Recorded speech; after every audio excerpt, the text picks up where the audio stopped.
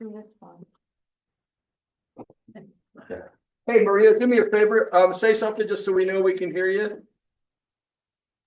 Hello. Oh, yay, thank you. All right. Cool. Hi, Maria. Everybody pay attention to Maria, because I'm never gonna see her in this tiny screen, Yeah. trying to get my attention. All right? Yeah. Yeah, yeah. Sure. Hey, Alex. Yeah. All right. All right, while you're doing that, work.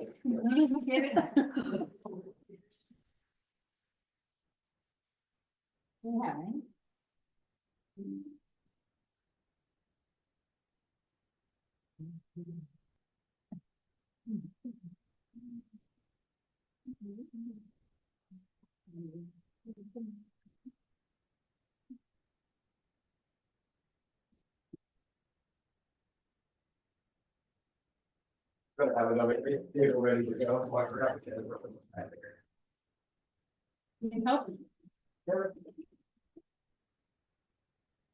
I don't know how much more you guys can scoot in once to go, maybe one more. Good thing I'm only 137 years old, I can still move well. That's what they mean when they say appreciate it while we're young. Talking about your knees and hips. Thank you. I grabbed it as I was walking out the door and I thought, oh. As an electrician, we spent so much time in attics, crawl spaces and ladders, I have no idea how my knees are anything. I mean, I used to spend days and days on a ladder for 8 hours. Anyway, hello, good evening and welcome to the latest edition of Bible Study UUCM Style. It is a pleasure beyond measure to have you all here. So I like us to first introduce ourselves to one another so we know who's in the room and maybe a little something about yourself. There will be 2 rounds of check-in. The first one is your name, your congregation. Because there might be somebody here who's not a member or comes from somewhere else. And one thing, why this course? Why are you here? So your name, congregation, name, pronouns, congregation, why this course? Name, pronouns, so I'll model. Okay. Reverend Scott, he, him, UUCM, and why this course? Because it's necessary. We're tired of the knuckleheads. Sorry. So. Okay. My name is Syl Knudsen, short for Drusilla, if anyone's interested, she, her, hers. UUCM, and I am interested in kind of the historical period when the Bible was written, that what we call the Bible was written. It was about the same time the Jewish texts were written, and I'm just fascinated with the notion of chastity, purity, and how all of that crept into the church. Interesting. I personally think it's bogus, but. Oh, cool. We got something to focus on already. Look at that. Yes. All right, Sue. Hi. Hello. Good to see you again. We're coming around. You have a chance to introduce yourself. Susan Spanier Hi. and UUCM Yes. Mm-hmm. and just a subject because of what's going on in the world. All right. I wanted to hear from. Bible is social justice. That's what I want to hear. All right, good. Awesome. Welcome, Sue. Jeff Grable, UUCM, he, him. My background was in the humanities, but it wasn't much in the Bible, mainly the authors of the Enlightenment. So I always felt like it's always good to know this, in my opinion, the older traditional stuff. Nice. Welcome. Welcome. David Cofield, me him. I have a general interest in the Bible and how can you refuse sex in the Bible? And I've had experience in Scout's working before and just a know. All right. Awesome. Okay, hello. My name's Maddie. I use she, her pronouns. I'm a member of UUCM. And I'm interested in this Bible study in particular because I'm ready to have a different perspective on sexuality in the Bible. Welcome. Welcome, Maddie. Hi, sorry, Kenny, he, him, what was the question? Yes, are you a member of this congregation? I am, and why are you well, here? I'm not officially a member, but I Right, am right, an yeah, active participant, yes. yes, yeah, you claim us. Why am I here? Well, I was interested by the, course because of, I've done some study in terms of like, kind of like a queer reading of the Bible. But I was interested to know more about it and also from the perspective of actually a Bible study, not necessarily just, picking out interesting information regarding Bible, but I'm interested to read the actual Yep. words themselves, which I've never done, so I thought this was a good opportunity. All right, well, Kenny. Thank you. My name's Lauren, she, her, UUCM, and I am frustrated with other people using the Bible to support things that I think are wrong. So I wanted to center myself and know what it's really said and that's it. Yeah, welcome, Lauren, thank you. John, he is, also here at UUCM, and I guess I have an emotional anger towards people who use the Bible to justify things that would not otherwise be justifiable. And so instead of just having an emotional response to them, I think grounding it in some other intellectual rigor will probably serve me better. Welcome, John. Hi, everyone. I'm Mary Beth Kane. I actually am a very long time member of the congregation, but I've been inactive probably for more than 15 years. Okay. I raised my kids here and, they did coming of age and all that good stuff. And I decided to step back in. I attended the out front meeting. Oh, great. Last Sunday or whenever that was. Oh, sweet. And just like everyone else is saying, any ammunition I can have in my back pocket, I'm looking for. All right, so now I'm an arms dealer, I like that. Okay. All right, thank you, welcome, Mary Beth.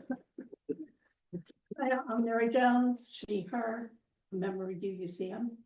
I wanted to take this as a precursor, a more in-depth precursor to the movie. Sure. 1946. I think it's very important that I have a better foundation than that was presented just in the film. Okay, awesome, thank you, welcome, Mary. Sue Roffer, she, her, member of this congregation, what everybody said, including the course. I always get frustrated at my cousins who spout Bible verses for their, in defense of this So, idiocy that they speak, and I'd like to be able to spout right back at them. There Yeah, you go. what about? Yeah. oh, you made me think of another idea for a course, memorization and recitation course, that would be fun, okay. Say memorization. Oh, yeah. And the room empty. What's starting would be Martin Sheen as the president when he's talking that woman down. Yeah, so the funny thing about all that, that's a really good, thanks for reminding me of that. I used to teach 6th grade English. And I can be a little sneaky. And it came, we were doing a literature, as an English teacher, and it was a literature course, and we came to a point where we were about to do Shakespeare and the sonnets first. And so I came up with this idea. I said, all right, next week I want you guys to come in and I want you from memory to recite, song lyrics to one of your favorite songs.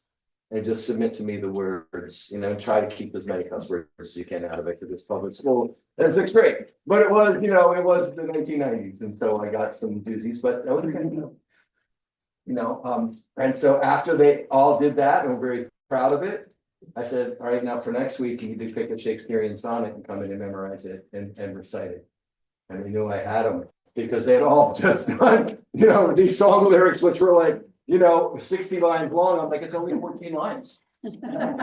I'm giving you less work next week than I did this. Of course, they knew them, but so that's how sneaky I can be in class. Alex. Alex, they, them, I am here, well, we're pretty much the same reason as everyone else is here. I want to have a better understanding of the connection between how people are using the Bible probably inaccurately, and wanting to counter that. And I also wanted to say I'm glad to see so many people show up here. All right. I'm Leanne, remember here, Leanne Schoen-Weisner. And Reverend Scott rocks as a theologian and scholar. And so I'm just really excited to see your insights and all of that. And I'm always interested in culture and literature. And as a queer woman, I did not grow up, thank God, in like the Catholic Church, or I grew up in the United Church of Christ. So it was very, relatively liberal. But I heard at Pride last year, there was something in our sanctuary, and it was so interesting. And I've just always wanted more. So here I am. Welcome, Leanne. Vivian, she, her, I'm a member of the UCM. I am here because unfortunately Foxy, who was in class with us, not here at the moment, and me, have a friend who is Sorry. Let's see. sick. We have a friend who is actually in knuckleheads, and we try to explain to him every time that he's wrong and many ways, and it didn't really work too well, but he has shut up after a while and deletes what he posted, so we do get somewhere, but he doesn't acknowledge that we're right. But yeah, that's, and reps are wrong, so. All right, this is not about pumping me up because my head won't fit out the door. Chantel, if you introduce yourself, take pronouns, let people know you're a member here and why are you here? Hi, I'm Chantel Pickens, pronoun that she and her. I'm a member at UCM. I'm here because I'm very interested in sexuality and how people live, and I'm very interested to see what we're going to learn about sexuality in the Bible. Me too. Awesome. I'll give you a chance, Jamie, to get situated. I'm going to go to the screen. So we got Maria and Brennan. Maria first and then Brennan. Hi, I'm Maria Tao, excuse me, she, her. I did not grow up really like with any going to church or anything, so I have like this much knowledge of the Bible, which is like just like pea-sized knowledge of the Bible. And I figure if I'm going to learn anything about the Bible, it would be good to know about sexuality for all the other reasons everyone has said, so I can be knowledgeable about that part. Awesome. Brennan. Hey, I'm Brennan Siebert Nass. My pronouns are they, them. I'm a member here. I've been a member here for, I don't know, however many years it is, 2017, 18.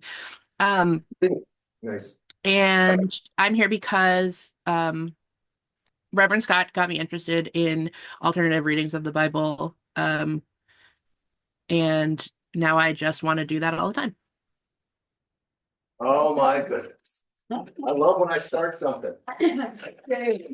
Hi, I'm Jenny Berger, longtime member, and I'm interested in hearing what the Bible says about sexuality and learning. Awesome. Oh my heavens. You guys are my favorite class I've ever taught in 2025. And also your least favorite. See, You can't get away with anything. no, I know. I learned a long time ago that, any room I'm in a UU space is going to likely have someone who knows at least as much about what I think I'm talking about as I do. So I better be careful what I say and better be open to redirect. So one of the most important things whenever you're doing Bible study is you should purchase some version of a study Bible. All right, and a good study Bible will do a whole host of things. So those of you who have one, you'll see that a good study Bible will have maps in the back, and the maps are really helpful for figuring out what all these lands in the text are telling you about and where they are. A good study Bible will have some kind of index or concordance, which, you know, will look at topics in the Bible and where you might be able to find them. It'll have it'll lay out the text for you with a table of contents so you can find the books of the Bible. I'm not going to ask you to memorize the books of the Bible in order like I had to do when I was in Sunday school in second grade, but that's a really good skill to have. And the other beautiful thing about a good one of these is that it gives you, it groups the books of the Bible in certain ways for you to help understand it better. It will have an introduction. That's usually the consensus of a group of scholars. All of these have a different sort of focus, and the new interpreters I find to be, you know, very open and affirming and more neutral. The People Study Bible is probably, you know, a little more left-leaning. The Oxford is a little more traditional, though it's still very good. Whatever one it is, the translation that you're looking for is either the New Revised Standard Version or the New International Version. They're usually the two most common that are considered, you know, more reliable from a scholarly point of view.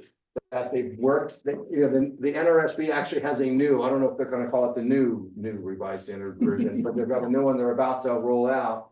And what they do is they keep trying to add the scholarship that they find with languages and culture to try and get the closest English word. But one thing we're going to learn in this class, and I'm actually going to preach about it to someone on Sunday, is you know, sometimes there isn't a perfect English word for whatever word we're trying to translate from another language. We all know that intellectually, but we've been hearing these words, you know, that have been given, you know, divine authority. And if we don't know much about the languages they come from or the cultures for which they were written, you know, we're sort of left at either saying yay or nay. And so hopefully this will, you know, deepen or ignite your desire to really investigate the Bible in a certain way. Because one of the things you will hear me say time and again is we take the Bible seriously. We don't take it literally, because it is rather unserious to take it literally, because it was not, most of it was not meant to be taken literally. And one of the first things we're going to read out of it tonight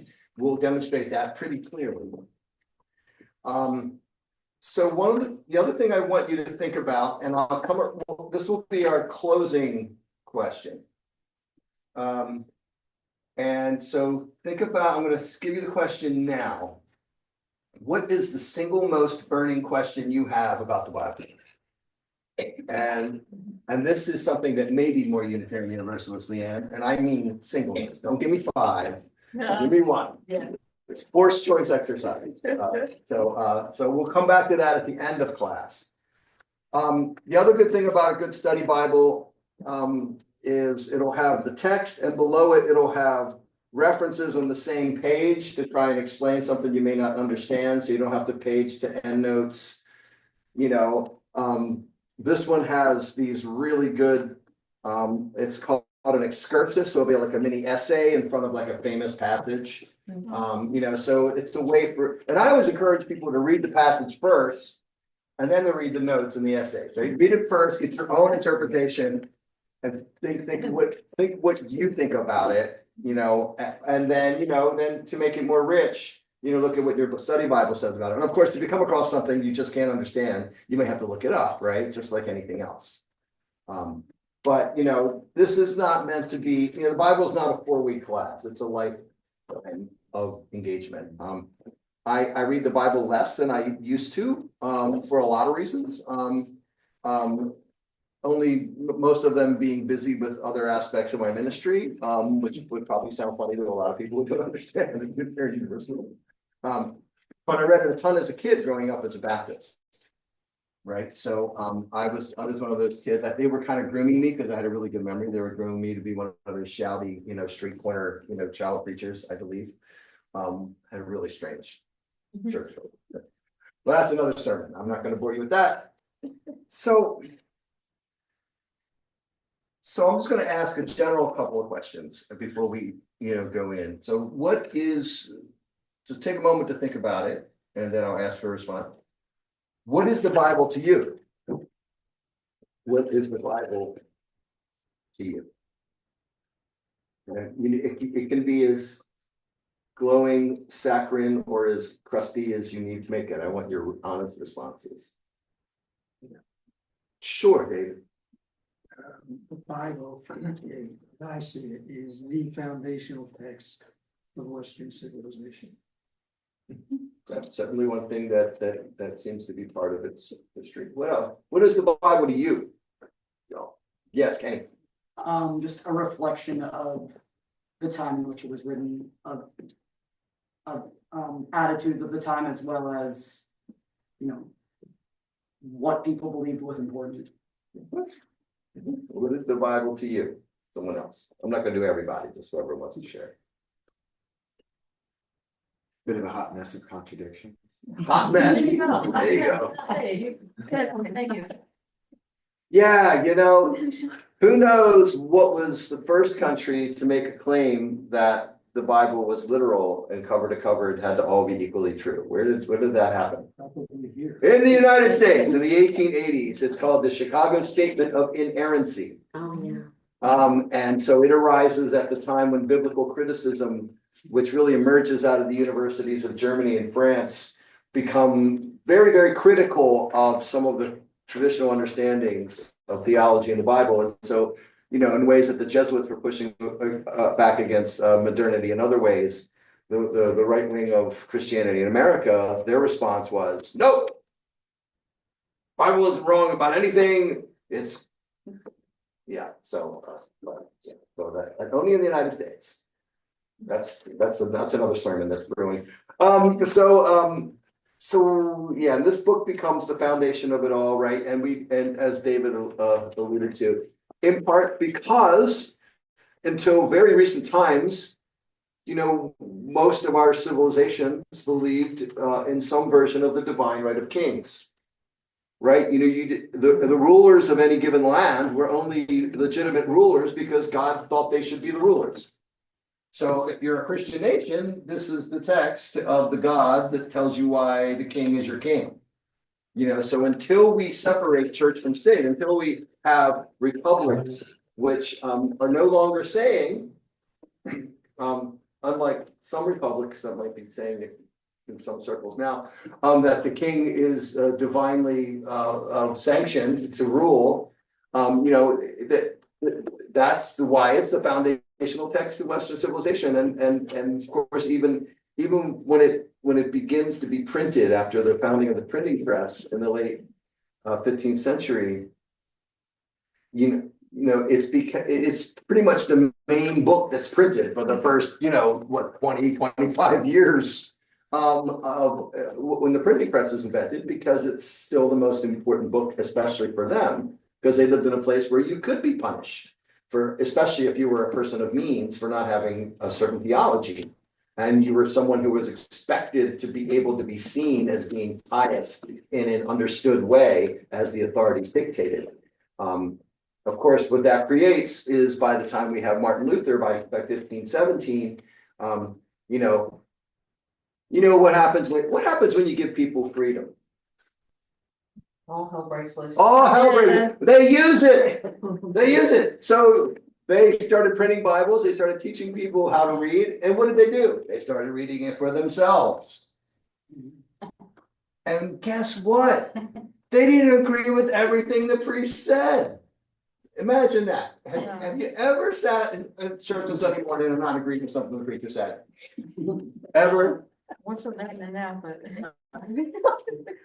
So yeah, you give people freedom, they're going to use it. You give people knowledge, they're going to use it. And so of course there was a Reformation at some point, because for so long the kingly class and the priestly class were tied together with this notion that they existed by the will of the Almighty, and to question it was blasphemy, whether you were questioning the temple or the palace. And there may be some political figures today who wish we had such an easy way to confine people and punish them. But we won't say any of their names in this room. Yeah, and so this is why it's so god awful important to our culture, right? And so all this writing, all this painting, all this poetry, the very illusions and figures of speech we use come out of this, because usually until probably the mid 18th century in most European countries, if people could read, the only book they had near them probably was the Bible. And so this is what they knew. And so that's just embedded in our culture underneath. And there's so many things that we say every day, that we do every day, that, you know, have some origin in the Bible that we're just not even always aware of. You know, turning the tables are turned, right? And it comes from, you know, Jesus going into the temple and seeing the money changers. There's so many little figures of speech that we use constantly that come from this, right? And that's what, because it was so controlled for so long. All right.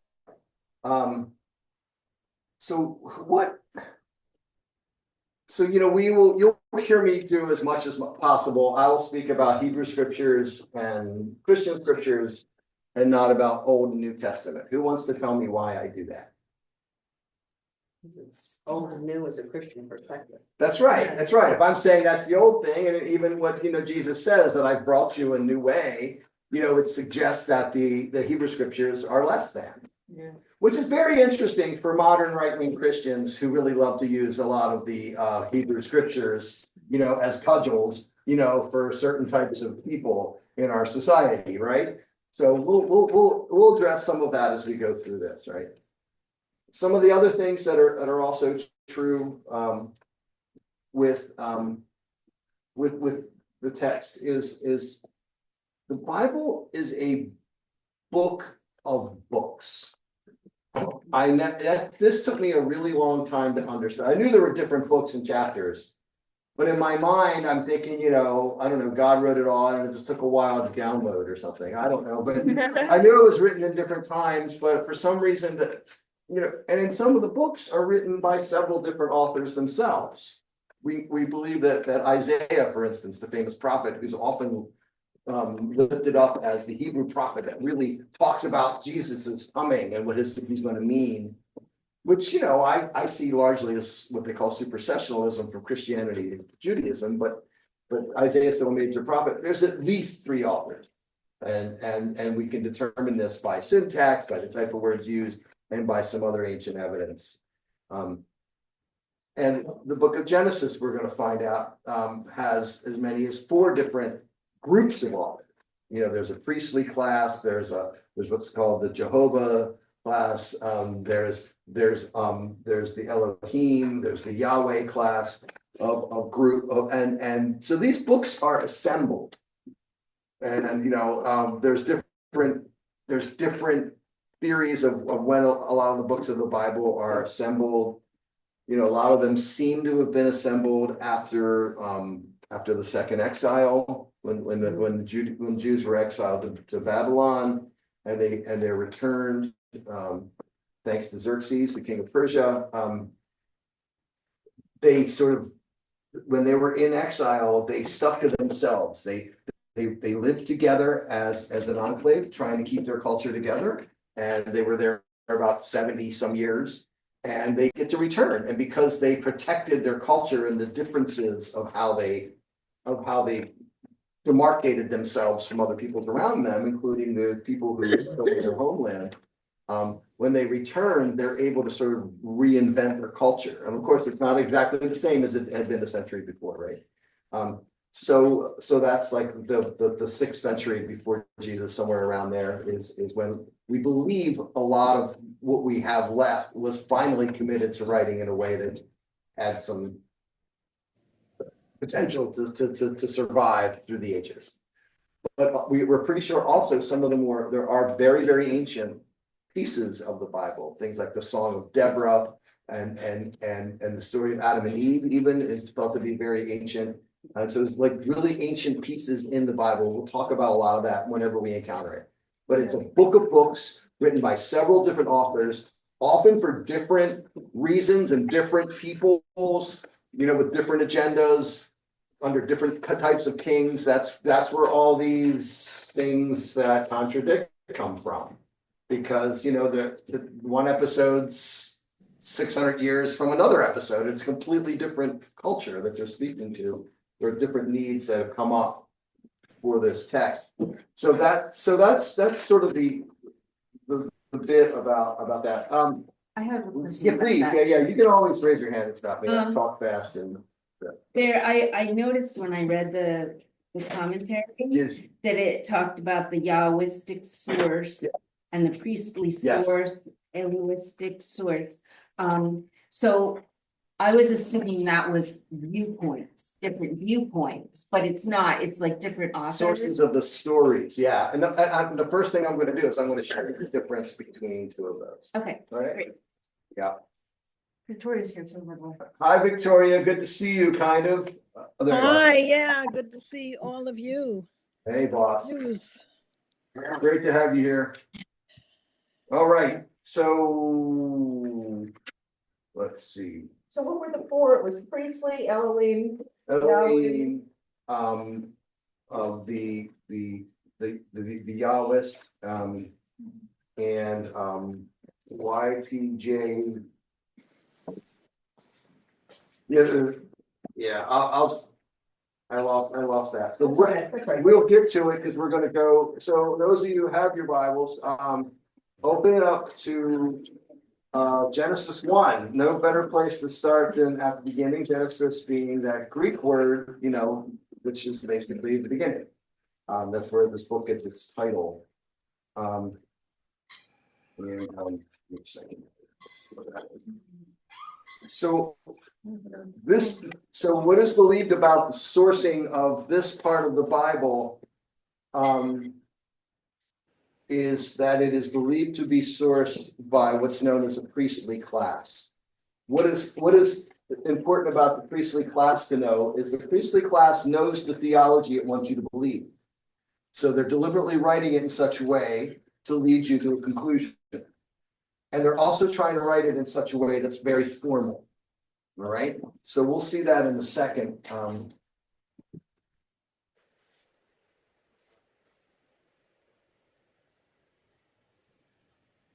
Sorry, I was answering somebody's text who was trying to get on the.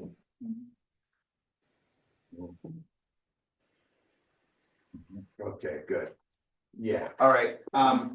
So just notice the form of the literature, right? So I'm just going to read one. In the beginning, when God created the heavens and the earth was a formless void, and darkness covered the face of the deep, while a wind from God swept over the face of the waters.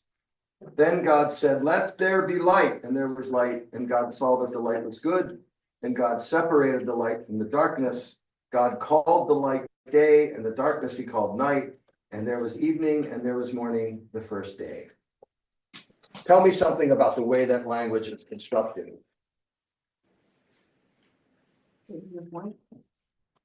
Yeah, it's very, it's almost like, yeah, it's almost like Hemingway, right? It's subject, verb, object, you know, right? It's short sentences for the most part. Yep. And it's exposition, it's just telling us. It's just telling us. It's not really showing us, right? It's kind of telling us. You know, yeah. What else can you tell? What else can you see about it? Maybe you can't see it till we read another one. Let's read another one. All right, and let's see where we are. Yes, let's go to 1:20. And God said, "Let the waters bring forth swarms of living creatures, and let birds fly above the earth across the dome of the sky." So God created the great sea monsters and every living creature that moves of every kind with which the waters swarm, and every winged bird of every kind. And God saw that it was good. God blessed them, saying, "Be fruitful and multiply, and fill the waters and the seas, and let birds multiply on the earth." And there was evening, and there was morning the fifth day. All right. Comparing that to the first one, we see it ends in an almost identical sentence, right?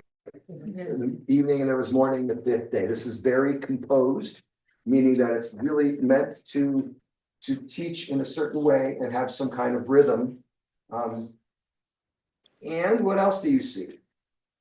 How are things being created? I don't know. Speech, yeah, this comes to be known as what's called a speech act. Like, I speak it and it comes into being. Now, there's a lot of controversy about the very first line of Genesis. But I'll come back to that. What else can you tell me just about the language? Let there be light. He's not saying what kind of light. He's not going on and on.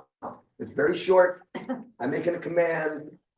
Do whatever I'm making the command to. Or it's a personification of the creative process. Somebody's imagining that the deity at the beginning of time wanted light. How do you express that? You have the deity say it. Who knows exactly why they do it this way? But this is very controlled. If you contrast this with like the books of like Samuel and Kings, where they're telling these sort of Lord stories of all the characters, it's way different. Very sparse. Yeah, this is a very economical language. Hemingway versus Faulkner. This is Hemingway, right? There is as few words as possible to make your point. And what's It's also that? repetitive and it says the same. Kinds of Like, it emphasizes the same, and he saw that it was good, and it was evening and it was night and it was good, Yeah. kind of driving home those points. And we do see that it's he, and there is controversy over that as well, because it's a lot of the ancient Hebrew texts actually don't use that kind of gender for God. I mean, that's why the Trinity comes up. And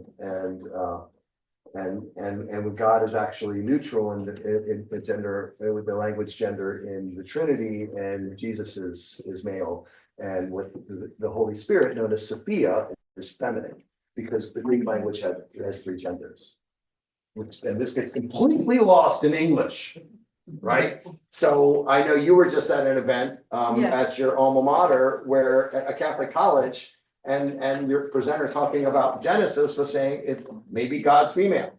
Yeah. So, Right. yeah, there you go. Talking about how King James Bible is wrong.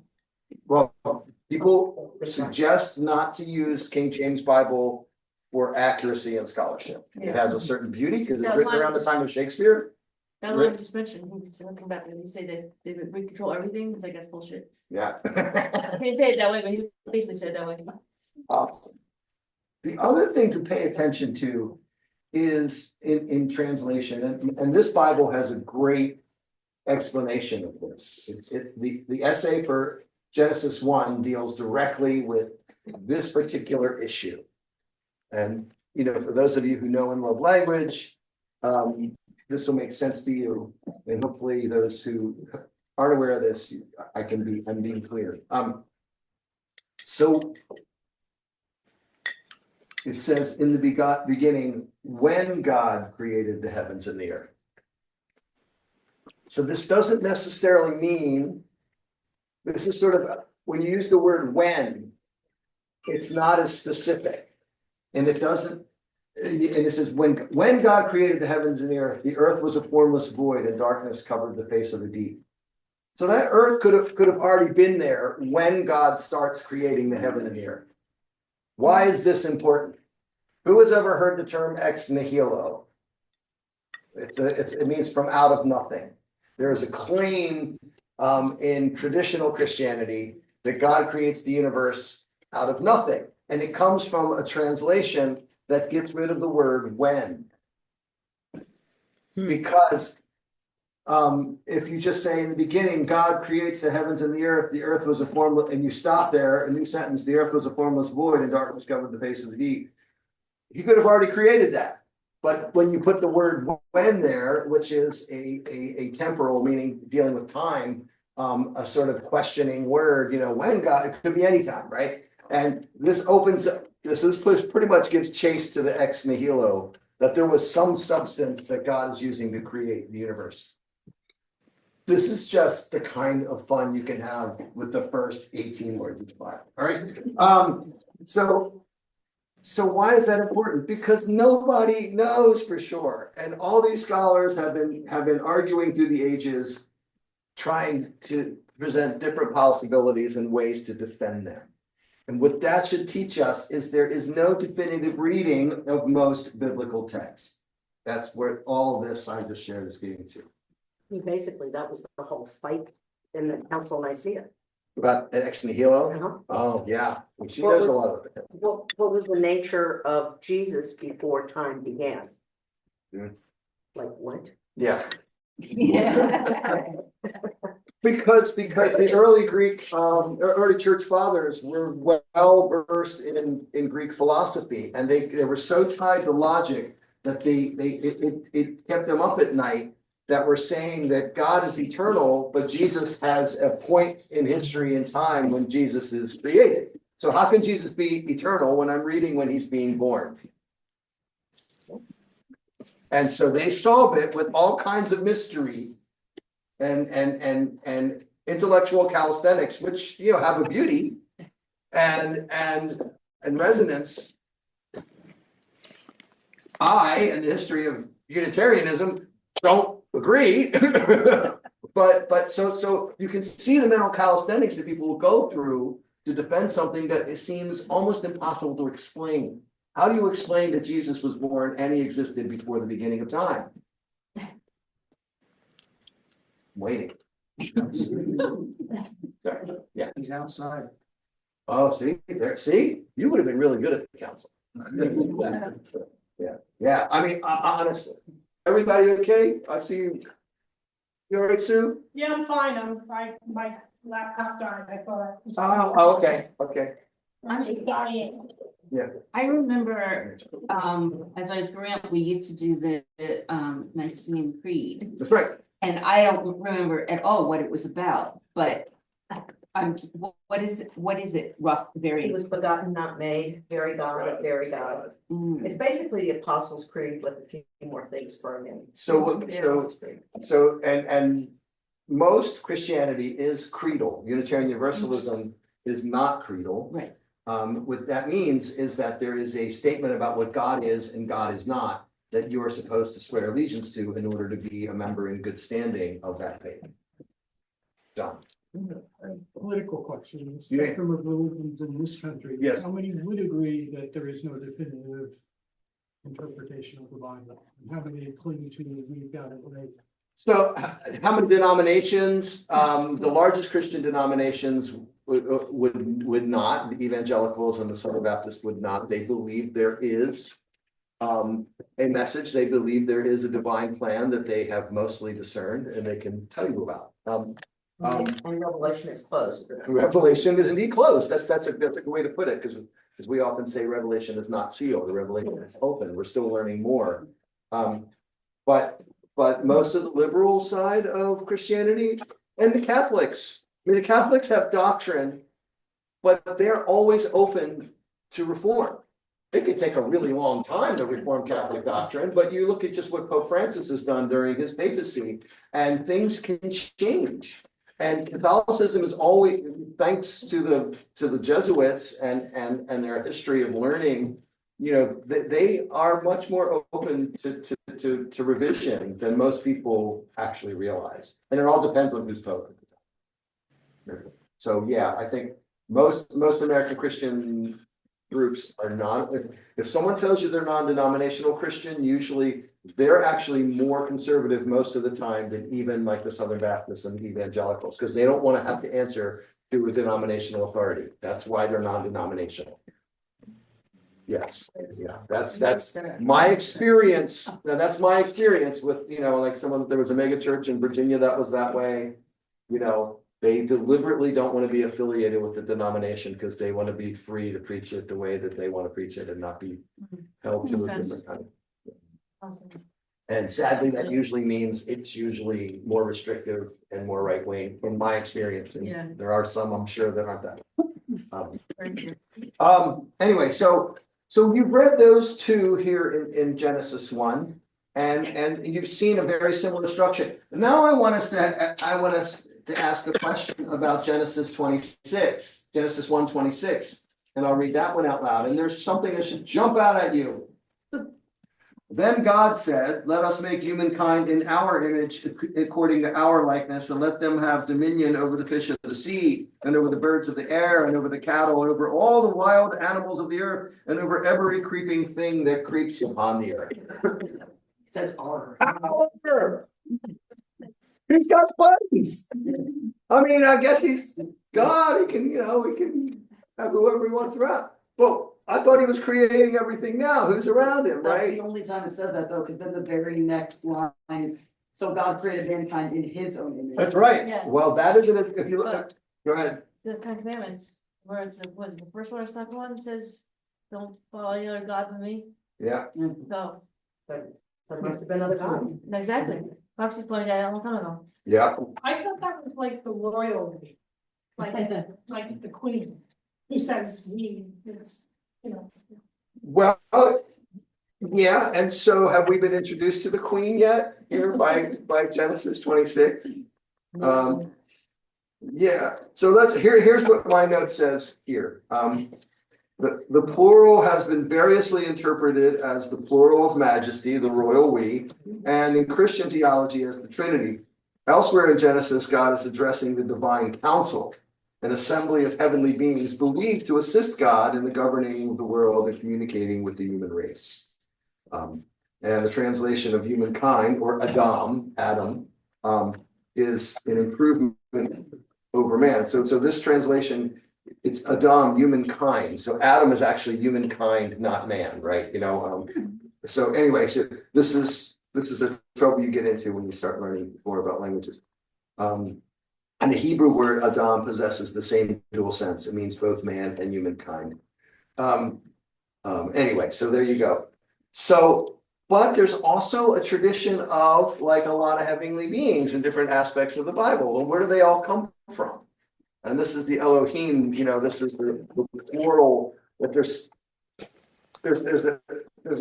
it seems that there must be some vestige of polytheism, that there's many different divine beings, and that's why they have to be so insistent that we only believe that Yahweh is the only real God. And the rest of them are maybe lieutenants that are allowed to hang around if they don't cause too much trouble. Okay, still may be able to answer this. I was always taught Yeah. that only God was immortal and the human soul was immortal. Angels and other entities were not immortal. That's interesting. I've never heard that teaching. Yeah. Well, so if that is the case, Yes, then who is this us? Because that's the question. when you get into Genesis, 3, and it says, he already ate from this tree. My God, if he eats from this one, he'll become like us. Exactly. Immortal. Yeah. Exactly. Yeah. There's that. All right. All those are the exact kind of questions that I hope keep you up at night. Not all. That's just for a couple minutes. So that probably would be pleasant compared to what keeps us. Yeah. Thank you.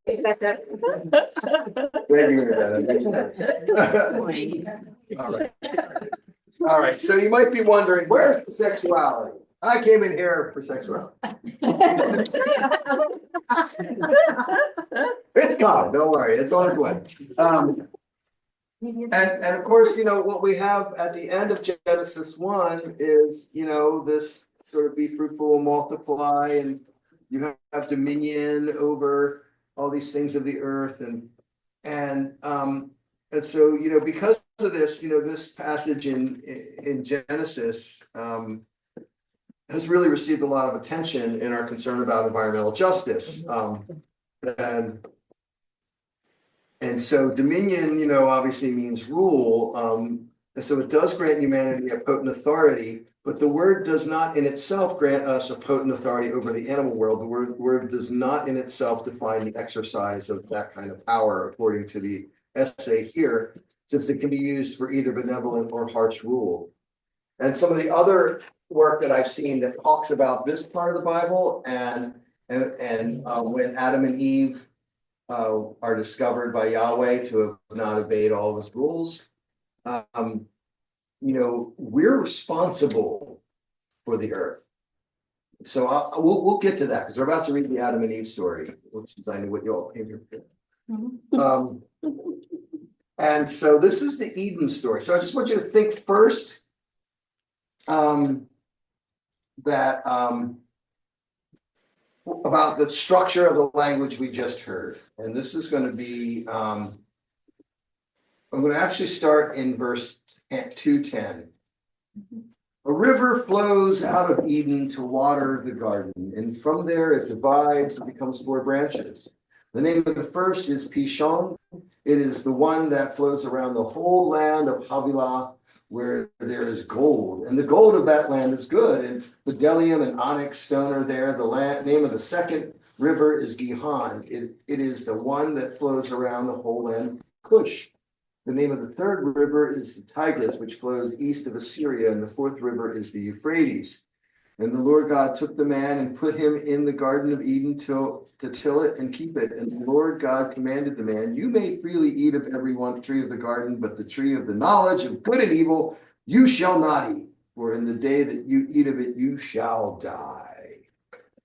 All right, we'll come back to a lot in there, but first just the language structure. Yeah, okay. No, just one interesting difference. I have the New International Version. Good, yes, Slightly different. But in it, it just says, you must not eat from the tree of the knowledge of good and evil, for when you eat from it, you will certainly die. Certainly. And it's just interesting because then later the serpent says, well, you will not certainly die. And it's like, but he just said you will certainly die. Like, I understand he's being tricky, but I feel like the language makes it a little more confusing than just saying you shall die. More somehow it's more of a vague threat than you will certainly die. It's like more certainty, of course. But it's also not so tight, right? It's not like, here's somebody, they say this, it happens, and wasn't that great, right? So it's not that anymore. This is more in the language of a fairy tale, right? And this is believed to be very ancient. So why do we have 2 creation stories side by side in the same book of the Bible? Why? The stories that passed around and that have been there. Different people. Have you taken one of my classes before? Maybe. So Debbie Ann brings up the reason I think it is so, because you're writing this book for a mostly illiterate people. And if you're going to tell them this is the way the world was, they have stories they already know. And so if you don't put that story, a version of that story in their holy book, they may not think that book is holy. So the priests started out with writing the sort of controlled message about the creation of the world. And then they come and they revise this ancient fairy tale of Adam and Eve, because no one's going to believe this is the story of origin if it's not in here. Because this is what everybody, it would be like writing in a certain age in our country a history of the United States without talking about George Washington chopping down the cherry tree.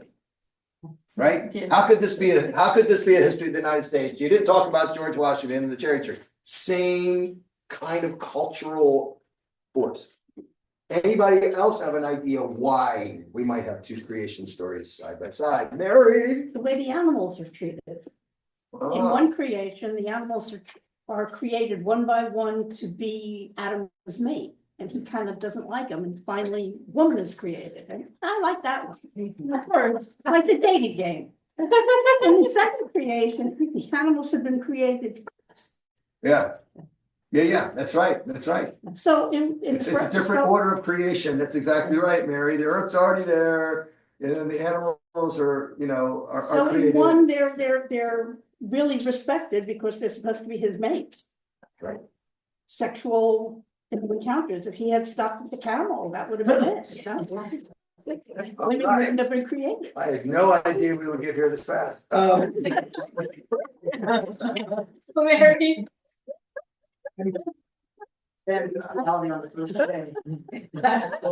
So let's read a little more of the fairy tale, and then we'll get to the curse, which is just a wild thing to have in the very beginning of the Bible, God cursing the original human beings. Really wild. You asked me. So at the end of 2:7, then the eyes of both were open. They knew that they were. They've already eaten. Sorry, I went too far ahead. That's 3. So we have the creation of the helpmate, and this is 2:22. And the rib that the Lord God had taken from the man, he made into a woman and brought her to the man. Then the man said, this at last is bone of my bones, and flesh of my flesh. This one shall be called woman, for out of man this one was taken. So Isha, in Hebrew is Isha and Adam, Isha for woman. Yeah. Okay. Isha and Ish. Excuse me. Okay. We'll get to some of the gender politics and all this. And then there's a priestly commentary. I'm pretty sure most scholars are pretty sure that 224 is probably not in what people used to tell around the campfire. Therefore, a man leaves his father and his mother and clings to his wife, and they become one flesh. And the man and his wife were both naked, and they were not ashamed. So that sounds like the first chapter, right? You know, we're going to remind you what to think about it before we move on. All right. So we'll come back to all this. Obviously there's things we're going to miss and not get back to. We can't get to everything. I understand that. You can always, bring things back up or slow me down. I don't mind being slowed down. Now we're going to read the first sin and its punishment. Now the serpent was more crafty than any other wild animal that the Lord God had made. He said to the woman, did God say you shall not eat from any tree in the garden? The woman said to the serpent, we may eat of the fruit of the trees in the garden, but God said you shall not eat the fruit of the tree that's in the middle of the garden, nor shall you touch it, or you shall die. But the serpent said to the woman, you won't die. For God knows that when you eat of it, your eyes will be opened, and you will be like God, knowing good and evil. So when the woman saw that the tree was good for food, and that it was a delight to the eyes, and that the tree was to be desired to make one wise, she took of its fruit and ate. And she gave some to her husband, who was with her, and he ate. Then the eyes of both were opened, and they knew that they were naked, and they sewed fig leaves together and made loincloths for themselves. And then they heard the sound of the Lord God walking in the garden at the time of the evening breeze, and the man and his wife hid themselves from the presence of the Lord among the trees of the garden. But the Lord called to the man and said, where are you? Daddy's home. He said, Getting in trouble. I heard the sound of you in the garden, and I was afraid because I was naked and I hid myself. God says, who told you you were naked? Have you eaten from the tree of which I commanded you not to eat? And the man said, the woman whom you gave to be with me, she gave me fruit from the tree and I ate it. Then the Lord God said to the woman, what is this that you have done? And the woman said, the serpent tricked me and I ate. And then the curses come. We'll come back to the curses perhaps. So you can see this fairy tale. What's it? What do you make of all this? Where did evil come from? What's that? Where did evil come from? Oh my gosh, we didn't hear about any creation of evil, did we? Exactly. Oh my heavens, who begat evil? Oh, and what is this serpent thing, right? Yeah. Like, wow, what is all that supposed to mean? Tell me about the serpent. I need to know what a serpent is. So the translated serpent is the ordinary word for snake, but the serpent's unusual knowledge to speak before it is cursed likely reflects a widespread ancient Near Eastern belief in the immortality of a snake. The snakes were associated with pagan worship. One of the things you have to look out for, especially in the earlier parts of the Hebrew scriptures, is where they are trying to denounce other religious icons and ideas from the areas around them. So to show you one such thing, if you go back to Genesis 1, go back to Genesis 1, when it says the face says, and God swept over the face of the waters. So if you imagine the face of something being over top of the waters, well, the Hebrew word for the waters is Tehom, Tehom. Tehom's etymological root comes from the Akkadian epics to their east. Tehom comes from the goddess Tiamat. So an ancient reader hearing this, God's face was over that of Tiamat. And Bible scholars call this the conquest. That this is a visual representation of Yahweh prevailing over Tiamat.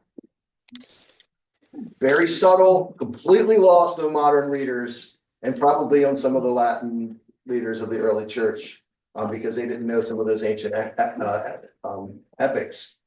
This is how time and again, so Tiamat, they're trying to discount other ways of thinking about religion.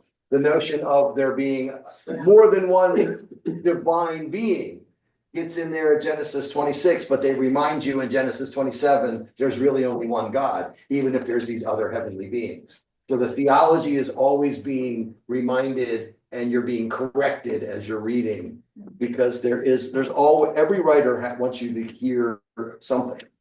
Yeah, they're trying to lead you to something, right? Well, some yes. would say that the whole notion of Genesis, the story being a cautionary tale, came around the first millennium. And Hildegard of Bingen pointed out that she was having conversations with the cardinals and the popes when they were writing it, because they were worried about millennial fever. Yes. And they needed to keep, because they were worried that the second coming was gonna happen at the end of 1,000 years. Yeah. And so they were worried about how to keep people back on the farm. And so she had argued that it was. So it was Y1K. Yes, instead of Y1K. And so she argued that the story really talks about humans getting closer to God because they were no longer like the animals. Yeah. They were a step between the animals and God because they had taken from the tree of knowledge. But the cardinals and bishops were worried that that would just incite further disagreement and disobedience. So it's power and control yet again. Power control. Yeah, when the temple has the power of the army to enforce its theology, this is what happens. Exactly. So we have the snake, another area of pagan symbol that has to be demeaned in the literature. That's why it's a serpent. Most likely. And then we have, so this is one thing I always like to point out. How many of you are parents? How many of you had parents? All right. Tell me how you would judge, in whatever kind or intense way that you might judge, a parent who does this. All right, I'm going away for a while. I have no idea when I'm going to be back. Now, all the food over there, you can have any of that, those toys you can play with, but this beautiful, tasty thing in the middle of the room, don't touch it or you will die.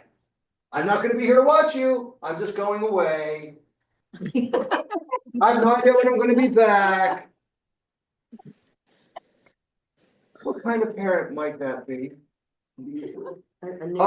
Abusive. Well, what happens when they return? Yes, but I mean, just not knowing how they're going to punish. Yeah, just manipulative. Or clueless. Or a new parent. A new parent. Yes. It's like but it feels like he's trying to trick them into messing up. Oh, there's to teach another them wrinkle. a lesson. But also, if he's trying to teach them a lesson, then why is he punishing them for doing what he expected? So we're good. Thank you. So, yeah, is God a good parent? Not in Genesis, early Genesis. I don't think. So this is. I'll get you, Jen. This is the foundation for what's known as process theology. That God changes over time as humanity evolves and grows and learns. Because if you follow God through the Bible, God is less and less this directly involved in human affairs, doesn't seem to make these sort of like new parent mistakes. You know, the whole thing with the rainbow, right? You know, I really lost my temper. I'm never going to do this again. God changes. God is not the same in every book of the Bible. God changes constantly. We had a whole class on this, the changing mind of God. Anyway, yes, you have something, Jeff. Yeah, I have the same exact reaction. No, I know. I didn't realize that it's better than like this. I felt degraded that I couldn't become knowledgeable Fortunately, I went to my father, I who was submitted. very well read. Hold on. Hey, Foxy, please mute. Hey, Foxy, please mute. I will. Okay, I thought I was. okay, I don't good. okay, go ahead. Okay, so I was just so pissed off as a kid. I mean, I had exposure to this stuff because my dad, very, very erudite man, but common sense, street person. And he said, Jeff, yes, now you go after knowledge and you go after it hard, but be careful. And he would explain that later on. Sure. So, Yeah.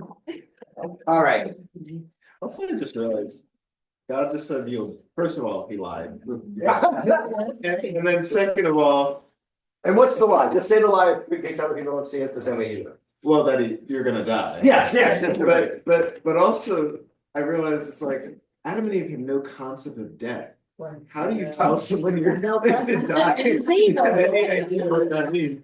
So the assumption is when the first human beings are made, they're gonna live forever. That's an interesting assumption. It doesn't really say that, but it sort of implies that, because you will certainly. And the folks who really wish we were still that innocent, would there actually be any other human beings? Would they be here along for that innocence? I don't know, right? You know, if you want to follow the story as an actual, truth of our creation. The other strange thing to me, so the first he curses, so we're gonna get back to Genesis 3, 14 now. And first he curses the serpent. Now we know why snakes crawl on the ground. You will cursed among all the animals, upon your belly you shall go, you shall eat dust. I put enmity between you and the woman. And the reason that line is in there is because a lot of the religions around them, women were priestesses of those religions where the snake was the symbol of fertility or immortality.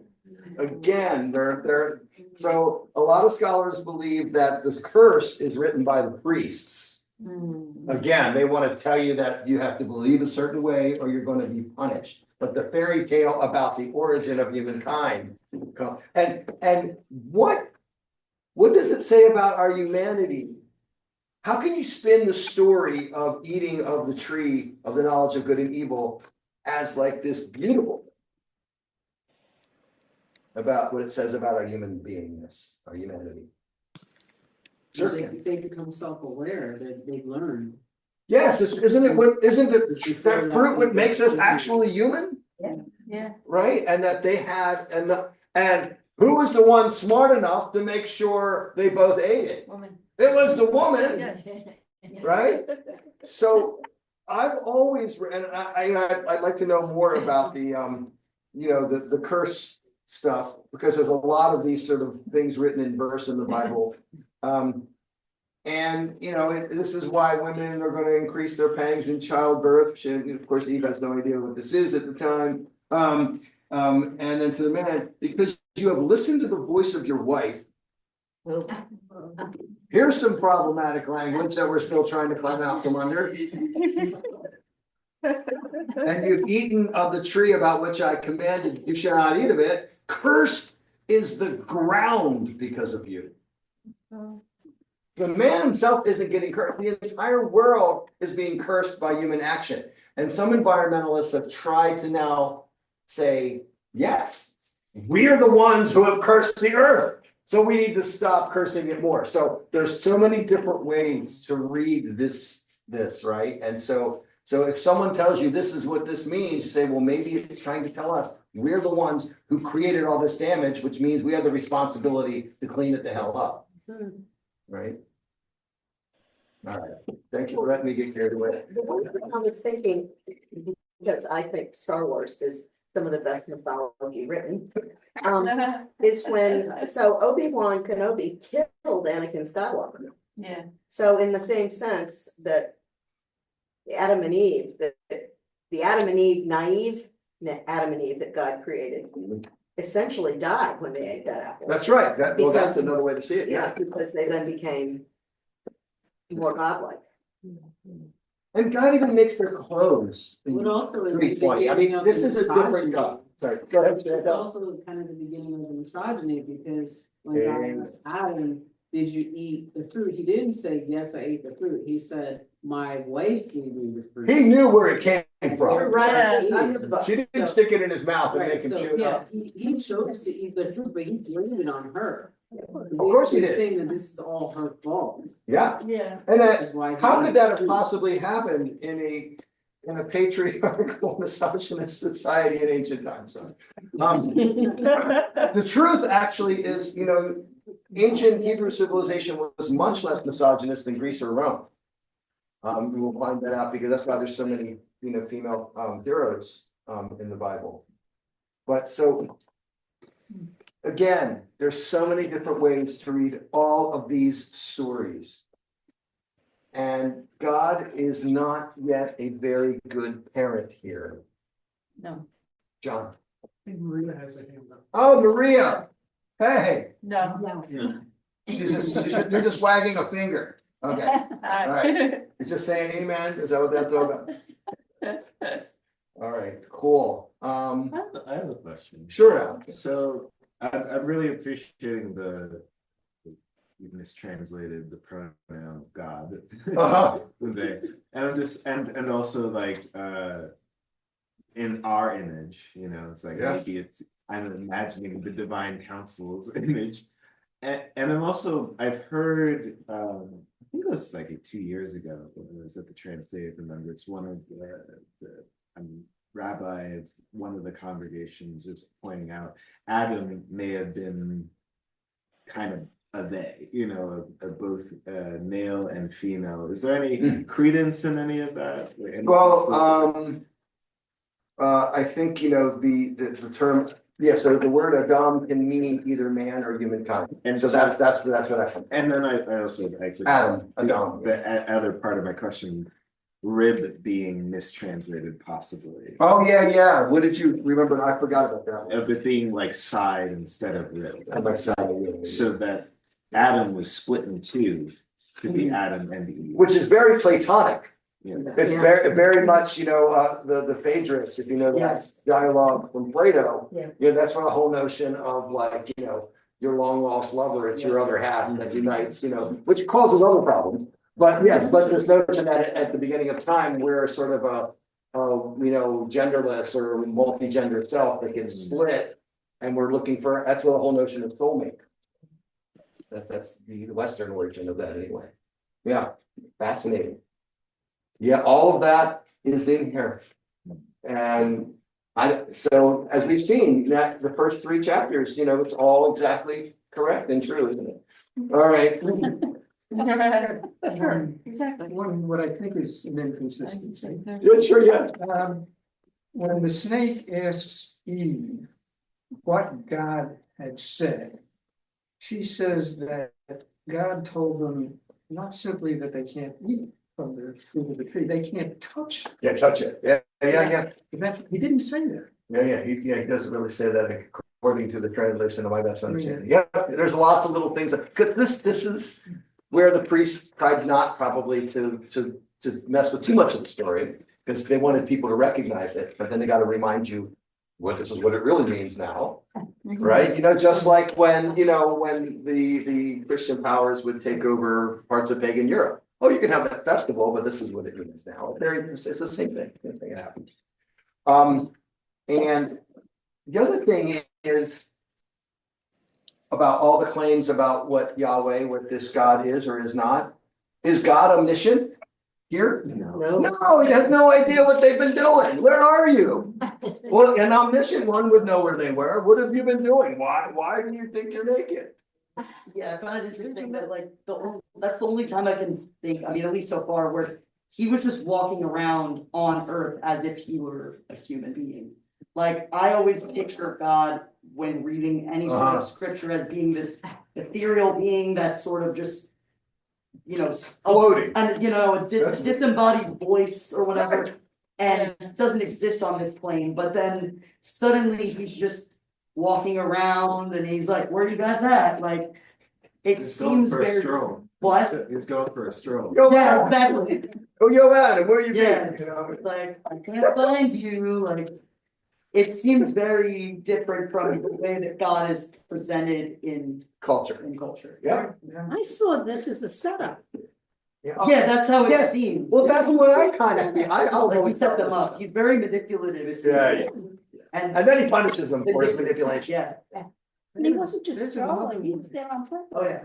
Yeah. There's another way of looking at that question, where Thanks. honestly, my favorite theologian, not that I know many theologians. The one that I like most is Martin Buber, the great Jewish. That's right, yeah. And he interprets that question as question, what's going on within you? Where are you? Yeah, that's good. That's good. That's really. Or inviting them to confess. Pardon? That's Yeah, another essentially, section. Yeah, that's it. Yeah. What's going on with what? What's going on inside? Where are you inside? Yeah. That's what you said yesterday at the campus I was at yesterday for Caldwell. Yeah, Same thing, where are you? They're asking that question. they're asking that I question. don't buy it, sorry. And I'm saying it more like, where are you? Yeah. That's how I see it. It's I don't know so who you are. bizarre. Lost you.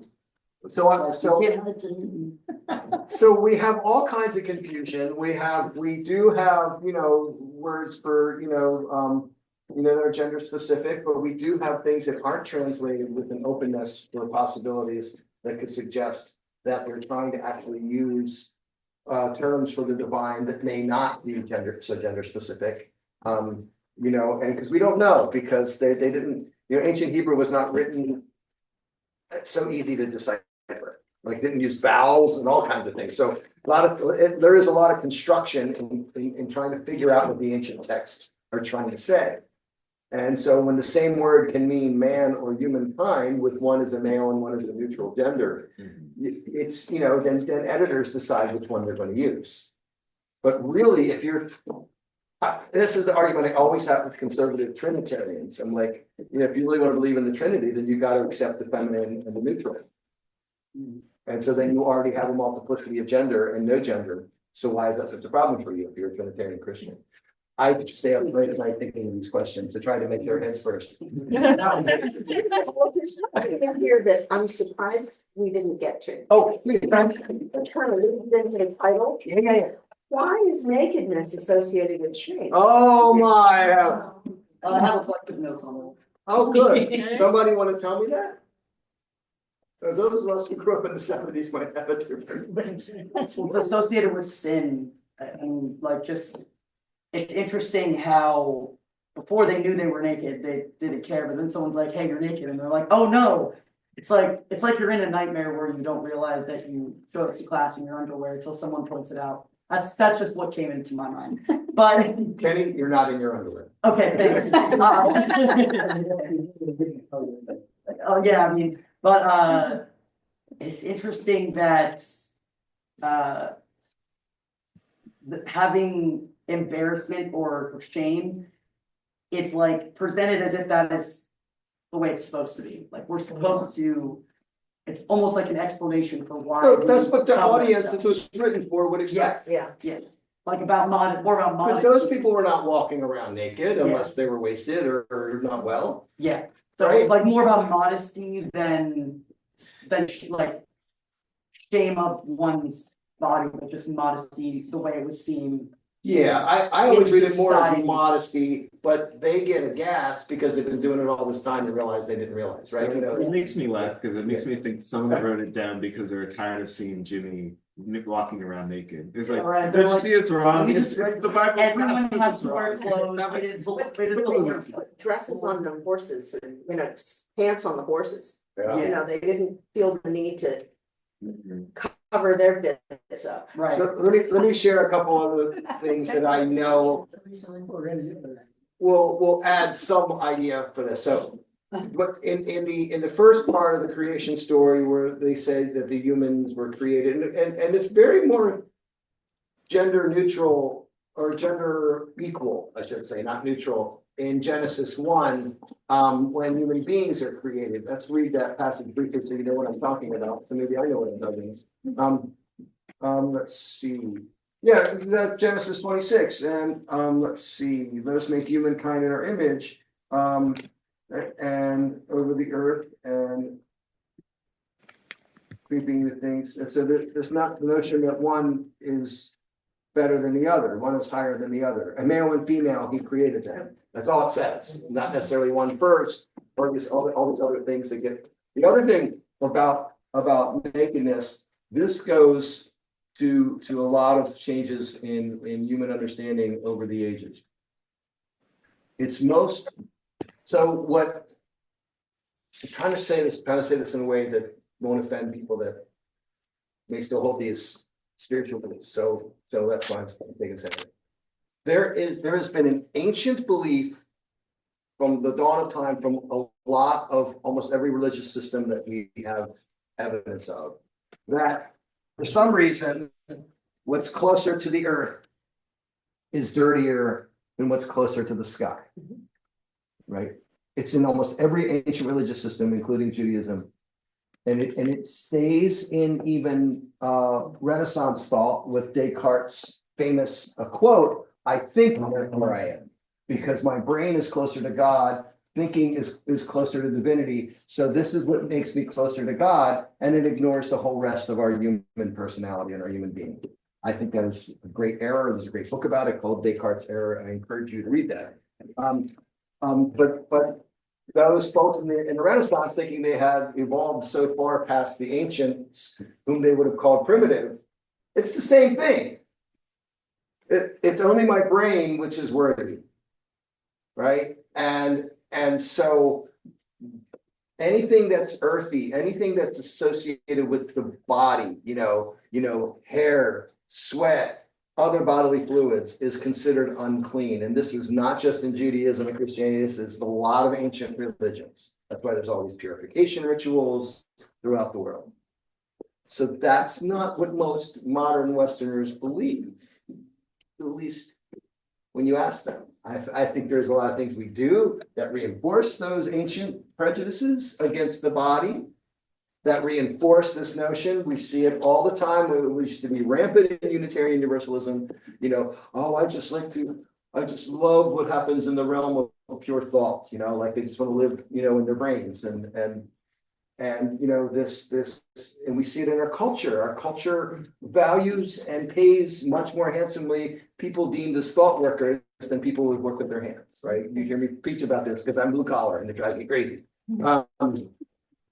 So all of these things are part of the same ancient stuff that we have yet to actually transcend completely. That's a piece of it. That's not the only reason, but that's a piece of it. Yeah. Can I get a piece of trivia in here? I would love it.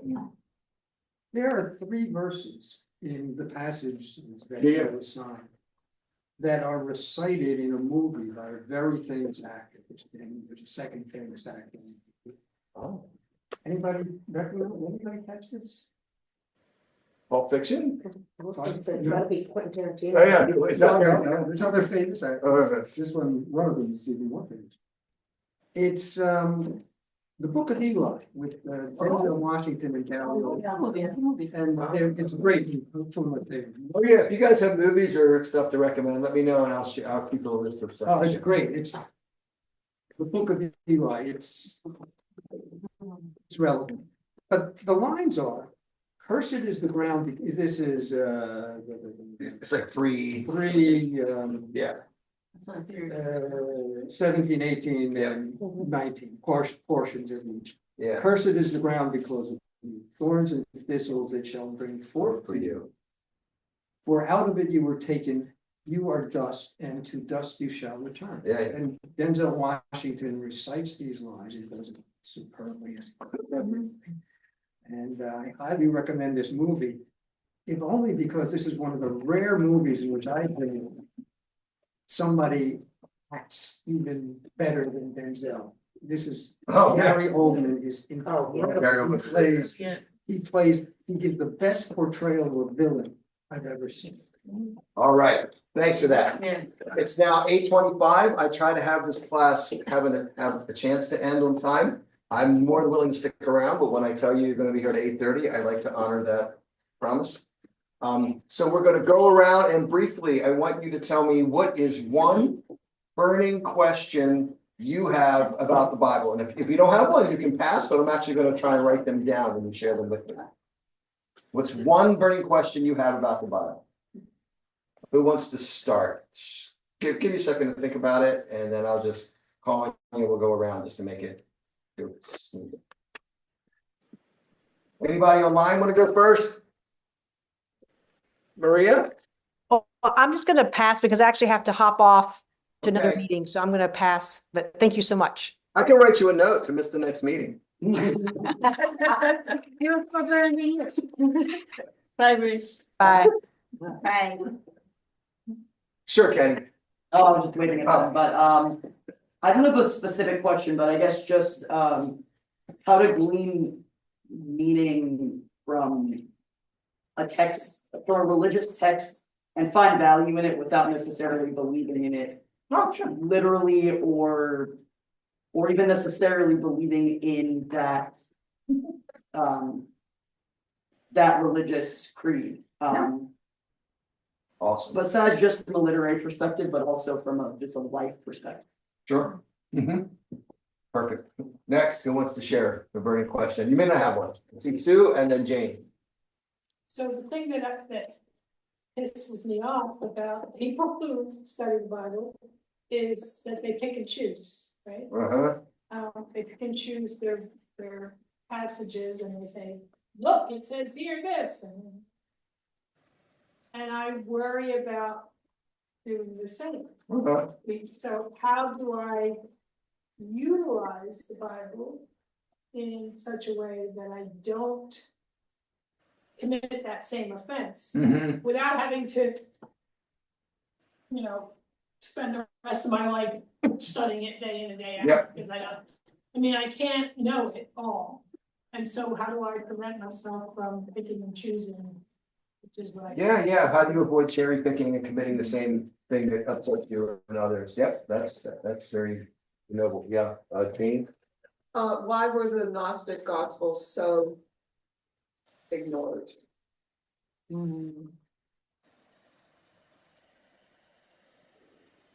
The short answer to that, they actually weren't ignored, they were deliberately kept the heck out. Right, yeah, because they were very aware of them. Maybe in modern times. But yeah, we can touch on that, yeah. Was that you, Leanne? Yes, in looking at it in general, I felt this, but after what we just discussed, this is like the biggest nightmare of a project management effort it could ever be. And I know there's not one answer to this question, but like, who decided what went where and what got included? And like, was there any kind of logic to it? And when did they decide it was done? And well, you're lucky that you have not one, but two folks here who know a little bit about that. Maybe Sil and I can do a little bit of something on that one as an opening to a class. Yeah, because I've just spent a lot of time looking at the church fathers and some of those early councils. Yeah, and it was very deliberate, and like for instance, the book of Mark is the oldest known gospel of the Christian scriptures, but they put the book of Mark second, not first, because it's not the most beautifully written Greek. And they didn't want people opening up the Bible with something that wasn't particularly well written. So the gospels are not in order for that particular. There's lots of reasons all that stuff happens. That's interesting. Okay. Anyway, yeah, and Debbie-Ann. As we see in Genesis, there's different stories for the story of creation. Yes. And as you know, going through the Bible, there's a lot of contradictions. How come some people take it so literally? Oh, boy. Yeah, why are there more knuckleheads than we fish in our world? I really appreciate the use of the word knucklehead tonight. So if there's, we'll come to that. Who else has a burning question? Any more? So Mine is kind of two, but in one sentence. How and why has it been such a compelling force for so many centuries? Good. Anyone else? Why are there so many gaps in the story? Why are there so many gaps in this? Because it would be besides 138,000. Yeah, why so many gaps in the story? Yeah, that's my answer to that is always that's where you fill in the blanks and you hopefully see the God you need to see. But that's not, I think, what the priests wanted when they put it together. But don't they do that in the Christian religion? Not the Christian, the Jewish religion, the Midrash? Is that what they call it? Yeah. Judaism, yeah. They fill in the story. Fox, any question? I don't know, I think she answering. Yeah. All right. I have more. one. I have Oh, one. okay, Victoria. I'm still here, even though you can't see me, right? No, No. yeah, that's all right. Yeah. I don't know why, because I'm on show view, but it just blanked out all of a sudden. Anyway, I would like to know everything that the Bible has to say about sexuality. Oh, okay. Oh, that may take a little longer than 4 weeks, but I'll see what we can do. Okay, thanks. So, all right, I'm just gonna cut us off there because it's, if you have any other burning question, put it in your email to me. I will send out, what to focus on for next week. The week before we show the film, I will actually do a whole class, well, primarily on the LGBTQ, supposed LGBTQ passages in the Bible and walk you through them in a way to understand why most of them are completely not saying what most people think they say. And next week, we're going to focus on some of the more positive expressions of sexuality in the Bible, like in the Song of Solomon, like in the encounter between David and Jonathan, and some of those. All right. And so, make sure you get your study Bible, Yes. and read it often, write all through it like I do, and have a wonderful week. Thank you very much. Is this format working for you guys? I'm not gonna lecture this much every week, it's just because it was the first class. All right? Thank you so much. And always come with questions or something that you pull out from what I assigned or something. I'll see you Sunday. It's your class. Take care, buddy. Thank you.